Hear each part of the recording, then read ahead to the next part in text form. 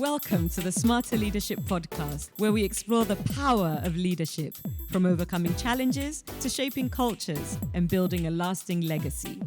Through inspiring stories and insights from our guests, we'll share transformative lessons to help you thrive in today's interconnected world. I'm Tucci Ivowi. Join us for conversations that will inspire thought and action. Theodore Albright is a transformational leader and strategic thinker with over 2 decades of multinational experience across Europe and Africa. A dual qualified legal practitioner, he's built a diverse career spanning legal advisory, corporate strategy, regulatory affairs, and private equity. He has led and supported complex, high-value transactions alongside top-tier global law firms and held leadership roles in organizations such as Vodafone Ghana and Opportunity International, where he engaged with regulators including the Central Bank, NCA, and GIPC. Currently the managing consultant at Family Office Africa, Theodore oversees strategic, legal, and communications consulting for multinational and high-net-worth clients across the continent. Known for his original thinking and elegant problem-solving, he brings a multidisciplinary approach to helping leaders navigate complexity with clarity and intent. So Theo, you are a lawyer by profession, you're a management consultant. In fact, I know you to be extremely multifaceted. For those who don't know you, please tell us what you do. Okay, so professionally I'm a lawyer, but I run a family office. And a family office is a resource to family businesses and business families, high net worth individuals, C-suite executives. And essentially we supply them with strategy, governance, leadership, mindset, and then we tie it with a bow with legal. Okay. So the business is called the Family Office, and you're literally there to support families, family businesses. Indeed. It's called the Family Office Africa. And it's a multi-family office, which means that we offer services to all who come to us, and we're agnostic in whom we serve within the parameters that I've just described. So, I think today I'd like us to spend some time talking strategy, because it's a word that is bandied around. A lot of people don't actually really know what it is. In the business world, we talk about strategy and tactics, or plans and strategy, but strategy is bigger than that. It's not just, for use in the business world. I think it might be good for us to start by just breaking down what is strategy. Okay, so there's so many definitions, and when you look at some of the seminal works, you get about 13 different types of strategy, but broken at a subatomic level, it is how do I win the game, whatever game I'm playing, sustainably. That's it. So if it's business, how do I win the game of business sustainably? If it's my personal life, how do I win that game sustainably? If it's my professional life, how do I win that sustainably? And then when you disaggregate, how do I win the game? You're looking at the game, what am I playing? And then you're asking what environment within which I play?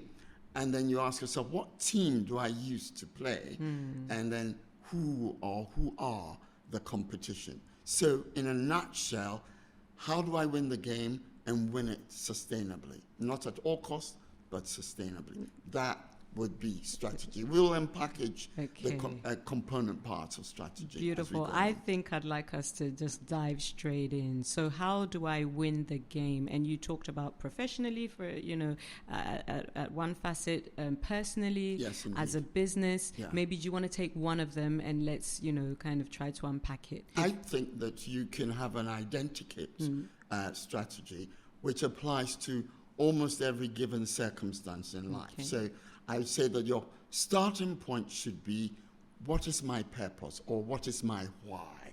If it is business, what is the why for the business? If it's personal life, what is the why for my life? If it's my professional life, what is the why? Then beyond that, you ask yourself, what are the objectives of the why? And for that, I like to give quantifiable figures so that you can measure them in a smarter way afterwards. So if my objective is to become Africa's leading family office, then I need to give figures and facts, quantifiable figures and facts. So we will serve 100,000 families on the continent of Africa. We will be number one. Our turnover will be XYZ, etc., etc. So that is measurable. Then the strategy bit, which comes after the purpose and the objectives, is to look at what's the vision for the why. And in fact, the strategy is the what. So you've come from a why, the purpose. The objective is the, I beg your pardon, the objective is the what, and then the strategy is the how. All right. So what's the vision? What vision do I have for coming out of this purpose? What are the values? And the values are really critical to your success. And I'll tell you why in a moment. And then what's the value proposition I'm offering, whether it's professionally, personally, or business, or charity. So for business, you can read charity also. And then you ask yourself, what culture do I want to create? And the reason I talk about culture is because we know that culture will eat your strategy for breakfast if you don't have it right. So culture like is you the said, way strategy is the how. Yeah. So culture fits the culture directly into are the nuances. And culture, when you disaggregate it, what you get are the values. So if you want to change culture, you look at values. So culture is an amalgam of your values. And that's critical because those values are the belief systems which drive the mindset for the implementation of whatever it is that you want to do. So you've come from your vision, you've got your value system, you've got your value proposition, what I'm offering, and why people would buy my product or service. Then you come to assumptions. Now, the assumptions, quite often, we come into business or any relationship for that matter with preconceived notions. And those need to give in oxygen and give in air. And so you need to put them on the table and say, these are the assumptions upon which I am going in or traveling in this direction. And then you also ask yourself, so what needs to be right in the given environment for these assumptions to succeed? So not only are you saying we are airing the assumptions, but we are also saying these are the conditions which need to be in place for the assumptions to succeed. And that Oxford University calls them the ghost strategies. And so if you don't air those assumptions, you're going to run off ahead of yourself and have to come back and say, we made these assumptions and so on and so forth. So your culture is important, the assumptions are important, and then from there you ask yourself, so what is the mission that is driving all of this? And quite often the mission is not much different from the purpose. Right. And then what is the business model? And so here we're talking strictly business. What is the model we want to operate? And that's important. Again, you give it air. Then, you know, your 4 Ps. So you do your people, your plans, your processes, your policies. All of those things are important. And then, lastly, you look at some S's. The first S is, how do we measure what we're doing? So you have a scorecard. That needs to be clear. And again, when you break up the scorecard, normally it'll be finance, customer satisfaction, your people satisfaction, and operational efficiency. Different performance indicators. Indicators which go into a metric, which go into your dashboard. Beyond that, you create some scenarios. Really, really important. So I normally advise to create 3 scenarios. Right. And those are, in a way, driven by the assumptions. The first assumption is a financial transactional scenario. If our cash flow forecast is on point, then we're good. If it's not, what do we do? Typically, when we craft scenarios, we focus on transactional, the money bit. But you should also consider conceptual scenarios, i.e., where's the disruption going to come from?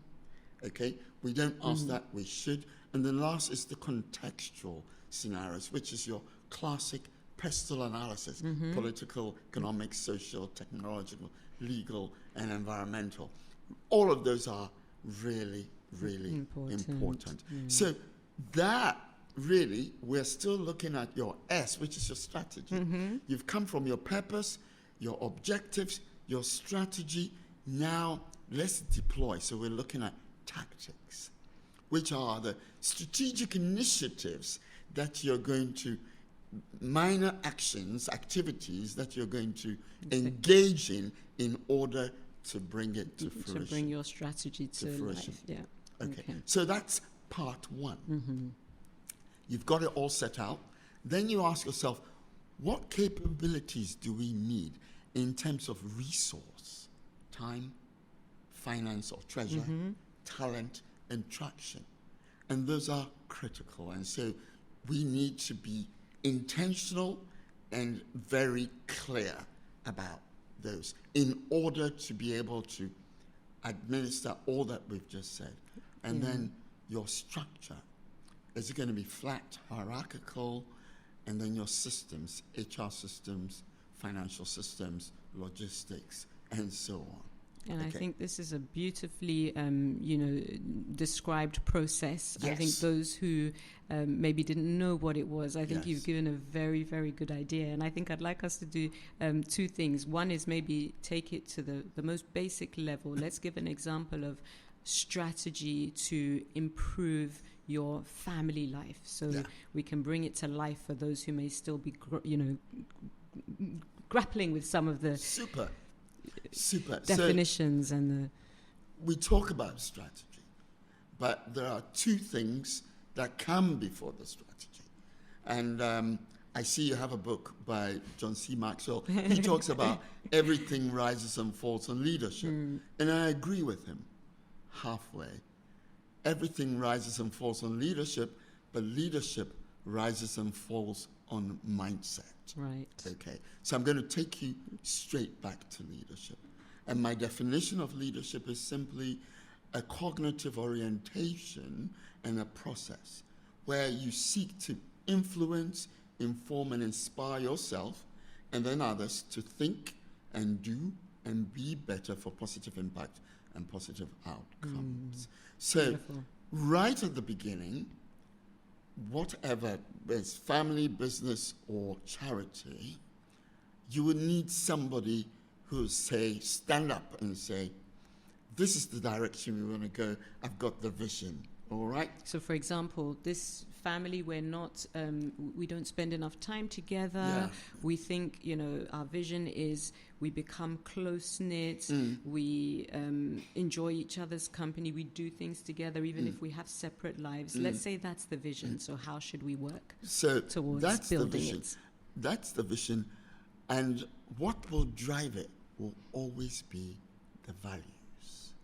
And so we need to come to a place where we all agree that love, laughter, community, stewardship, those are critical drivers. And once we have those values clearly carved out, that then becomes the culture of the family. That then, on that basis, you are able to inform, you are able to inspire, because you've got the vision, and you are able to influence. Influence is primarily values-based. Inspiration is primarily vision-based. And then information is primarily knowledge-based. So you see that the golden thread of vision and knowledge and values, they still run through. So go back to values. Yeah. So where you have, you're working on a strategy that doesn't involve yourself. So going back to this family, or it's the same in a business context. You have different people coming together. So how do you define values that are central to all of you or that mean the same? Okay. Would it be the leader bringing his or her own values and asking people to adopt them? Yeah. Do you shape them together? If it's something that you're starting from scratch, it might be easier. If it's an organization or a system that's already entrenched. Yeah. And it's been through challenges. Yeah. So again, if we take it back to the family where you have, let's say, a large family, a mother, a father, 6 children, Yeah. And you're trying to define what those values are, would it be from the mum or the dad, or is it something that you bring your mutual values and then you carve something? This is just, I'm just trying to give people a little... So a vision is a picture of the future. Okay, so if you take a country, right, and we want to be a first world country, that's a brilliant vision, okay? And so then you ask, what are the values which, when they're culminated, will give us a culture which will allow us to arrive at being a first world country? If we don't know, we can simply shift our gaze to another first world country, okay? And one first world country, they work hard, they only take 2 weeks holidays. Another first world country, they're really cool. So the Nordic countries, you know, they're more into social well-being. And then maybe you look at another Far Eastern country, they're driven by a certain culture, okay? And then you say, which one is proximate to us? All countries, all communities, all families will have a culture and of some sort, i.e. the way we do things around here. That's culture. Will that culture, and for that matter, the aggregated values, get us to the dream? If not, then we need to go back to the drawing board and rethink and rescope the nature of the values. And so our thinking plus our doing plus our being is what is going to get us the positive impact and the positive outcomes. And so if we look at the outcomes and they're not positive or they're suboptimal, then very quickly as a flash you go back to the thinking and you say, so what are the values? What are the values? The value system becomes the metric, the rubric by which everything is filtered.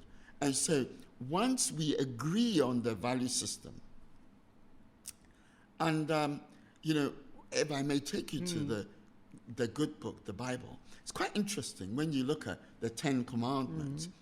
8 of them are thou shalt nots, only 2 of them are thou shalt. It means that sometimes subtracting is more than adding. So what is it that we are doing which is drawing us back? Perhaps we ought to start by stopping rather than starting. So for every one thou shalt, you have 4 thou shalt nots. Very interesting ratio. And you can apply it in strategy and say, guys, what is it that we are doing? We must be doing something wrong. Okay, so let's subtract. And the reason you subtract is because you're quite aware of what it is that you're doing. You might not be aware of how to get there, but you might be aware of how not to get there. So very quickly, we start to take things out. So if we're a family that never rings each other, maybe we should start ringing each other. If we're a family that never gets together, maybe we should start getting together. I use my own family, for example. Every first Sunday of the month, my mother and I, and if my sister's around or my brother's around, we go out. We go out of town, prum, or wherever. Just get together somewhere, go away. And it's become a family tradition. The value system being we like to link and keep together. So first, the values. Maybe the thou shalt nots will help shape what we do not do.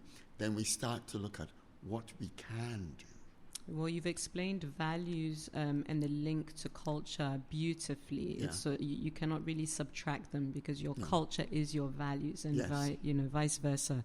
So recognizing what that looks like. So even if you can't pinpoint what your values are, when you look at your culture, you'll be able to derive what values stem from there. Indeed. And then see, based on where you want to go, that strategic vision that you have, how you're going to Let me work give towards building a classic example. We're not too far away from a certain barracks, right? When you walk 20 minutes or 30 minutes from either the north or the south and you get to that barracks, suddenly the behavior changes.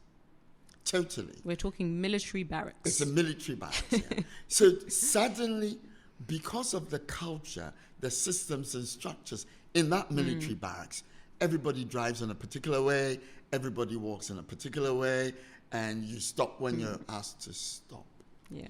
It means that in that enclave, you have a macrocosm of a culture, and that culture seems to work for that particular environment. The moment you come out, it's a different It's a different world almost. completely different world.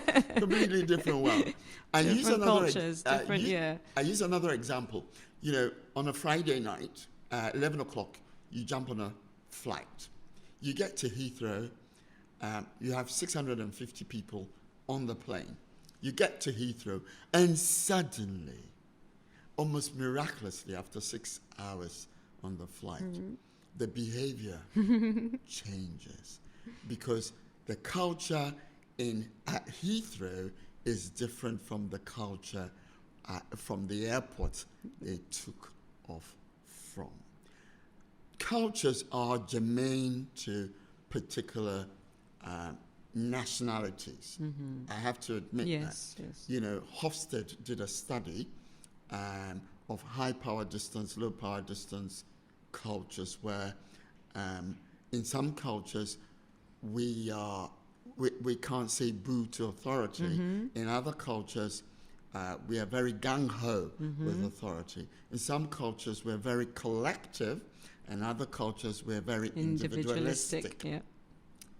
Yet again, all of these are driven by the value system within the organized community or country, and so on. Yeah. So there's no right or wrong. It's what you identify with in terms of culture and how that drives you. So some cultures may not help you, and therefore you would need to shift or pivot.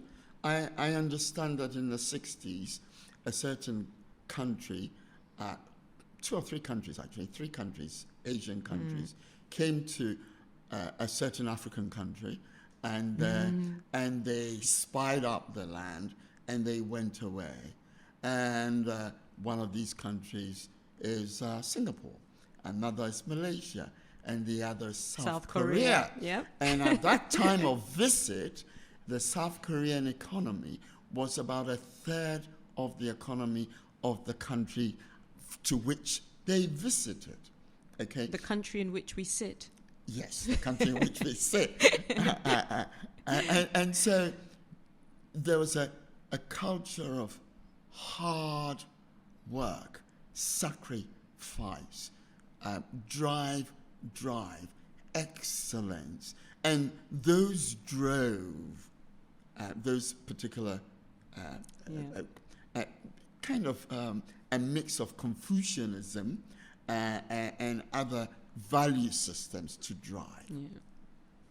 So when the outcomes are suboptimal, then you must say our thinking is not right, and therefore we need to change our mindset.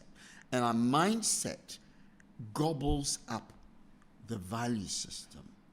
Okay, so the mindset is molded by the value system, which we call culture. Yeah. And so whatever it is that we have dreamt and cultures of, shift, don't they? the cultures must, of necessity, shift. Yeah. Must. As the examples you just gave, I mean, I've spent a lot of time in those 3 countries and, you know, exchanged conversations like this.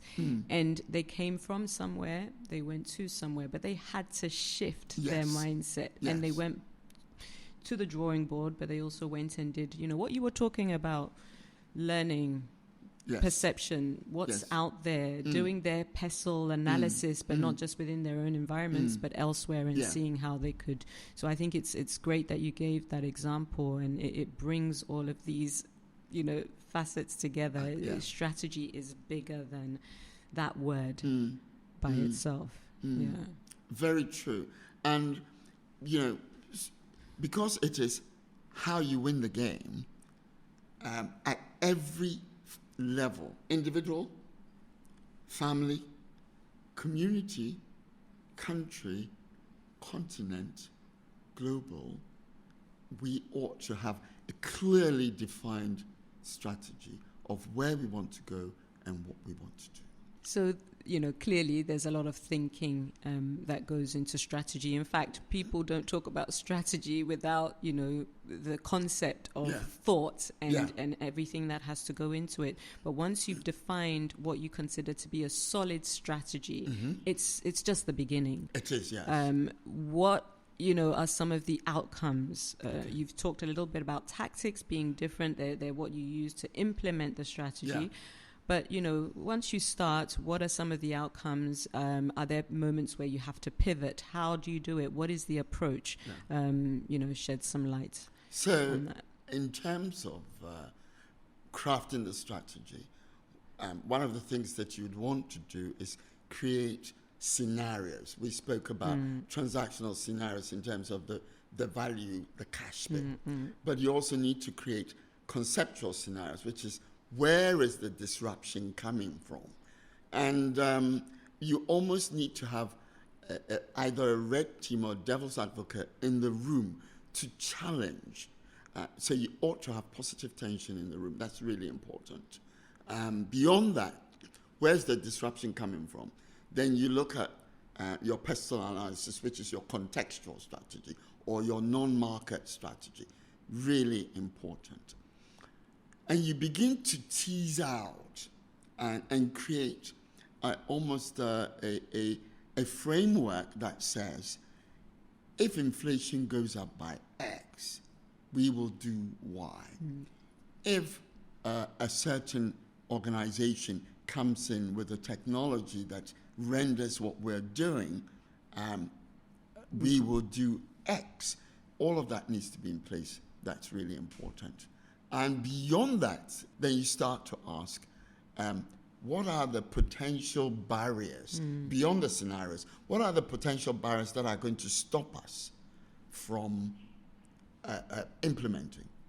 Is it going to be resource, human capacity, etc.? Is it going to be cash? Is it going to be equipment? Is it going to be the environment? What are those things? And start to make plans for those. Beyond all of that, you need to ask, what knowledge do we need in order to implement? What insights do we need in order to implement? What tools do we need in order to implement? What exposure, experience do we need, expertise do we need in order to implement? And then lastly, what sort of skills do we need in order to implement? And then you ask the critical question, who? I always ask who before what?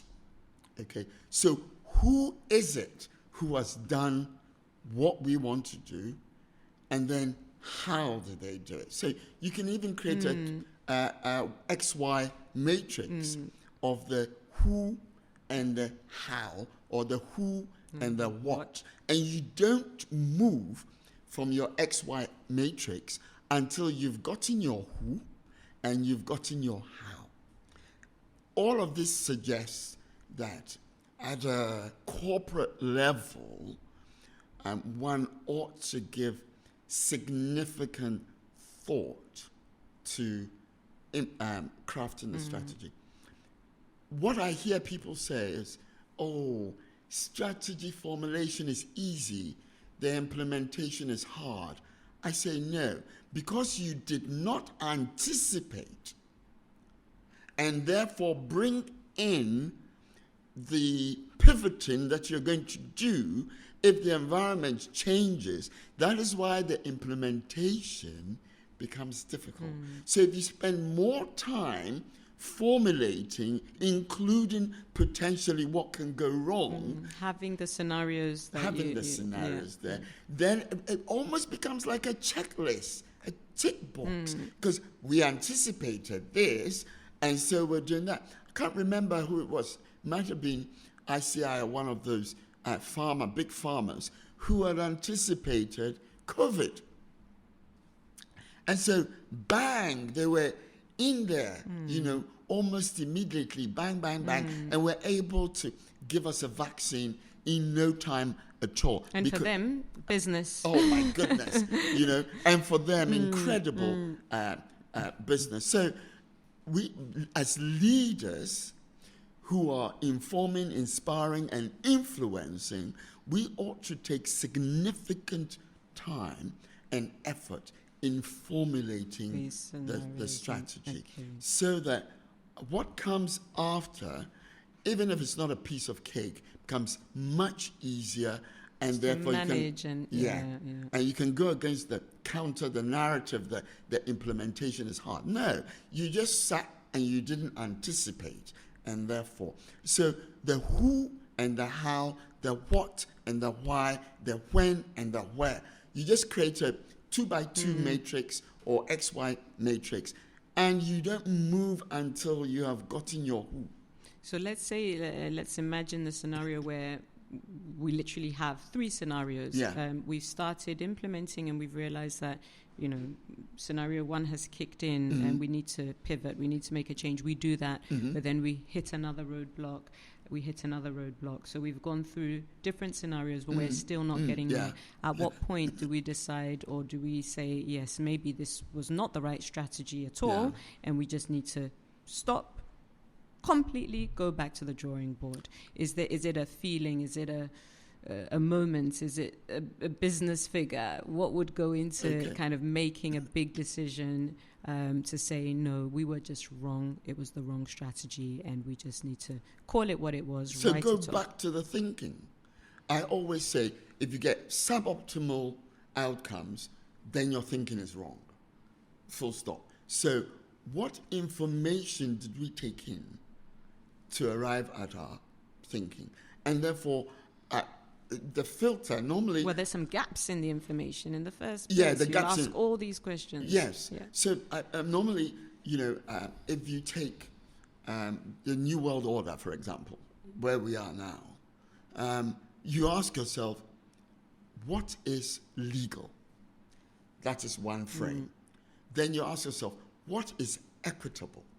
That is another frame. Then you ask yourself, historically, what have we done? Philosophically, what have we done? Psychologically, what have we done? Morally, what have we done? By the time you look through those filters, so bring it to business, and you ask yourself, so what is the existing narrative? Then you ask yourself, why? What is the solve that the present narrative gives? And if you identify the solve, i.e., if you take, I'm looking for a taxi, right? First of all, I'm in New York. I'm not sure which taxi to take. I'm not sure how much it's going to cost me. So making a choice, that's one solution. Negotiating my price, that is another solution. And then getting me there to the destination, because this one is the nearest to me and will get me there, that is also another solution. So that's Uber. So when we go to the drawing board, sincerely, I would say that on an 80-20 principle, we ought to be spending about 80% on the thinking and 20% on the execution. And two places, I told you the thou shalt not, 80, and then you got to 20. Yeah. And then you have Albert Einstein saying, if I have 1 hour to solve a problem, I'll use 55 minutes to think about the problem and 5 minutes to solve it. So we should be really critical about not rushing in. Nevertheless, out of nowhere, you had a COVID, okay? You factored all of the things, but you never factored a COVID. You really need to go back to the drawing board and ask yourself, how do we... Because the environment has completely changed. The environment has completely changed. Yeah. How do we solve for this? And, during the COVID, I consulted for a hospital group, and they ended up being the first private hospital to have a PCR machine in the country, okay? And so we went through all of that. How do we solve for this? And it meant that that hospital group had to go through the customer flow, patient flow, change the nature of the hospital. It became more of a COVID-type hospital rather than your normal hospital, in order for all of that to take place. And please, it doesn't matter how well you structure, you also have to add in, sometimes there's a bit of serendipity, a bit of luck that comes your way. Because this particular hospital had just set up a brand new ICU. Right. I mean, literally. And that ICU, it's kind of world-class. World-class ICU. And then suddenly COVID hits. And so it's just marvelous coincidence, as it were. So we shouldn't rubbish a bit of good luck as well. No, it's 90% preparation, and then you get a headwind of a bit of luck as well. Yeah. And you mentioned people. You said the who and the how, or the who and the what. Yeah. And so, here is a scenario where we've got a solid strategy, what we believe, and we stand by this strategy. But when it comes to the results, as due to the implementation, we've seen that something didn't quite go well. Yeah. So can people mess up a good strategy? Your people are your critical success factor in 99.999%. So the strategy can be good, but implementation can be poor because of the people. Right. So, normally, if you have a people problem, it's either a knowledge problem, an insight problem, a tool problem, expertise, experience problem, skill problem, or attitude problem. Which is too often the case, unfortunately. Yes. Because with skills, you can learn, you can grow. But if you have the willingness to learn, you will be helped and you will learn. If you don't have the willingness. So aptitude, attitude, I always take aptitude, but it's not a zero-sum game. So if I'm given a choice, I'll have both. But then, you see, the attitude also comes down to the value system of the individual. And that's why it's critical, right from the onset, to set the value system. So, when I was younger, I did McDonald's, I worked in McDonald's. And you get there, there's a value system, there's a structure, there's a system, and you just follow like an automaton. You flip those burgers and you put them in the bags. No changes, it's clear. Just clear. Very, everywhere very, in the world where McDonald's sits, right? Exactly. Yeah. They have created a culture and a system. And I have to also say that different industries have or will give you different cultures and systems. So if it's a service-oriented industry where you're offering service, customer service, empathy, etc., really important. If it is Professional services, for example, legal or accountancy or consultancy, expertise and being world-class is critical. If it is, stack them up high and sell them low because you're selling cheap as chips, then your clients or customers are not fussed by the environment so much as the value they are obtaining. And if you're offering a niche, highly niche service, then again, whether it's high end, you're selling Rolexes or Porsches or etc. There's a certain je ne sais quoi that you bring to the environment and to the team to sell.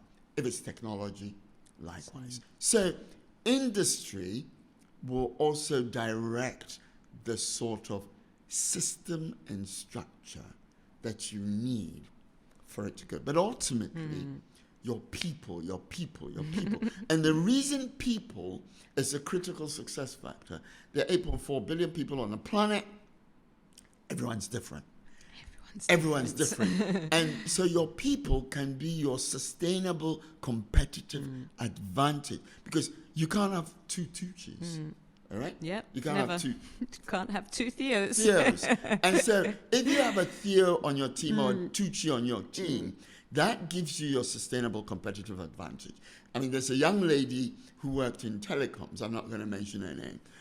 She worked from one telco company and then moved to another telco company and eventually became the CEO of the third telco. Why? Because every time she walked with the sustainable competitive advantage of that organization. And she was able to fuse, and you had the confluence of knowledge, insight, tool skills, expertise to bring to the last telco she worked for. So your people are critical, and therefore skilling them and upskilling them, critical.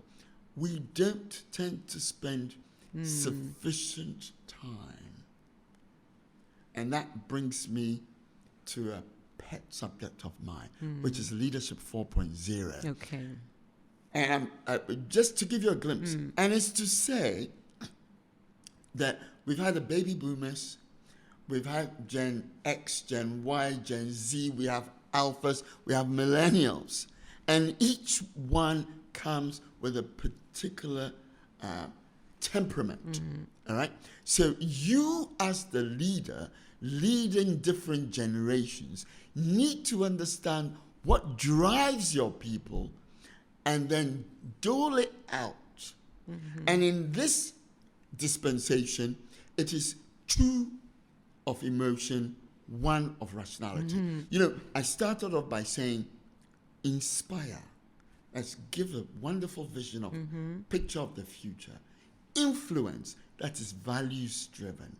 And then inform, that's rationality. So in this dispensation, to make it really well, there should be emotional intelligence, which you bring to your people. So top-down dictatorial, you must do, for the most part, only works in hospitals, in the military. Where clear processes, structure, instructions are needed. But otherwise, Otherwise, touchy-feely, really important. Your people are critical to your success. Wonderful. So, like I said, I really wanted us to delve into strategy today. And, you mentioned that governance is one of the other areas that you focus on. And I know there's certainly a link between governance and strategy. And can you shed a bit of light on that? Yeah. So governance is doing the right things and doing things right, simply put. And quite often that resides at the board level, and then it's distilled, and when it comes down to the implementation level or the executive level, it becomes more compliant. Right. Okay. But I would say that in seeking to make sure that you are on the right journey of governance, strategy is only one part of what you need to look at. and here we're talking corporate governance.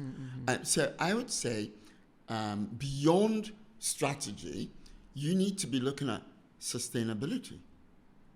And here we're talking financial sustainability. It used to be 3 Ps, people, planet, and profit. But now we have ESG. How do we address environmental, social governance? Yeah. Exactly. Yeah. All right.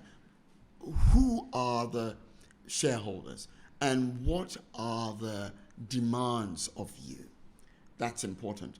If you're a business, if you're a company in our neck of the woods, your objective is to hold the best interest, to act in the best interest of the organization, the business, and not necessarily the shareholders. But you must take shareholder interest to heart and have a system where you are able to address shareholders and engage shareholders.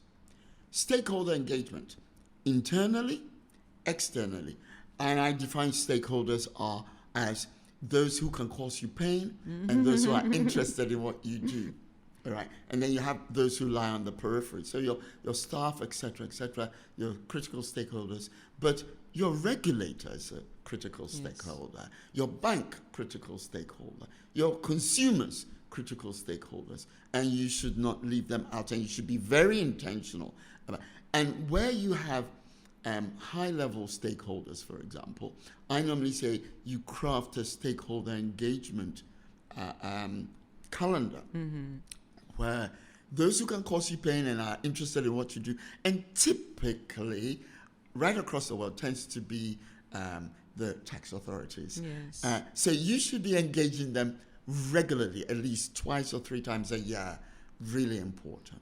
That's the thing. So with the governance, I mean, with all these stakeholders you've talked about, especially what we're calling the high impact stakeholders, they have governance expectations on you as a business. Yes, they do. And so you need to incorporate those elements into your strategy. Absolutely. Otherwise, you're destined to fail. Absolutely. I mean, you're going to fall at the first hurdle. So, and if you're a regulated entity, all the more so. Yeah. You know, if you're manufacturing, if you're hospital, if you're teaching, all of these require regulations, and you need to comply with those. And so you need to bring them in. We've talked about scenarios, so I'm not going to talk about that much. Scope, technology. How do we address technology? And that immediately takes us to security. How do we address the issue of security? I'm talking cybersecurity, enterprise risk, business continuity plan. All of those things need to be fleshed out and very, very clear. Beyond that, you look at your statutory obligations, you look at your staff, you look at the skill set. So, for example, if we're traveling in a particular direction in terms of the vision, what skills do we need today? What skills do we need tomorrow? So these are some of the aspects that I bring together in terms of corporate governance at the board level. And these are fleshed out, agreed upon, and then the chief executive officer, the CEO, together with his executive team or management team will take this, have a scorecard again, and or a dashboard. And so on a regular basis, maybe once a month, there'll be an integrated performance report, and then every quarter there's a board meeting to hold accountability. The board typically is the custodian of the strategy and also ensuring implementation of governance. There's another one on the top, which would be ownership, which is either the shareholders or the critical stakeholders who sit at the top of the tree. So typically you have the shareholders at the top who have ownership. In the middle, you have control by the board, where the stewardship of strategy and stewardship of governance. And the board secretary is the orchestrator of proper governance at the board level. And then there's delegation of authority to the CEO and the C-suite who implement. All these are reasons why strategy becomes so important. It's looked after, or it's managed at the highest levels Yes. when it comes to organizations, corporate bodies. Yes.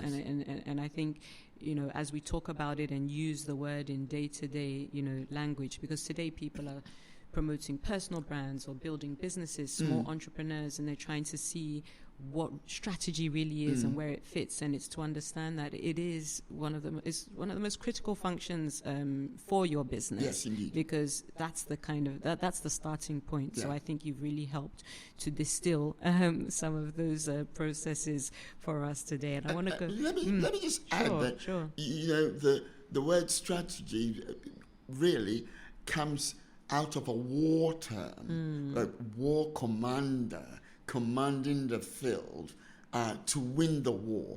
But we use that analogously in terms of our lives to say, if life is a game, if life is a journey, if business is a game which we play to win, then how do we play it to win? Yeah, go. Beautiful. So let's come back to where we kind of started from and understand what are your values and your culture. I am obsessed with growing my mind. And so number one is to have my life as my greatest project, to have my mind as my greatest asset. And in doing that, I am evolving to give the fullest expression of who I am to the world. And that is critical and that's important because there's only one me.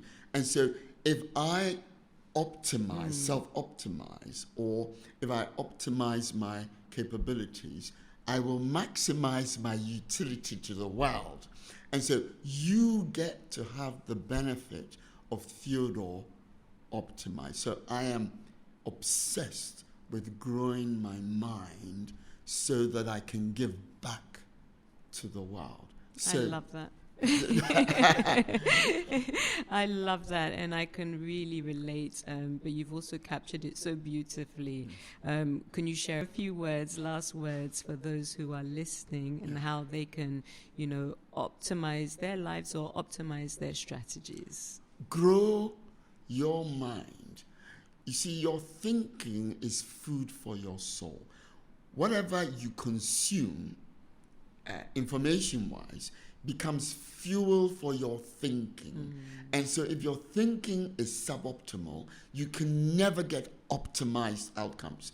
Suboptimal thinking can never give birth to optimized outcomes.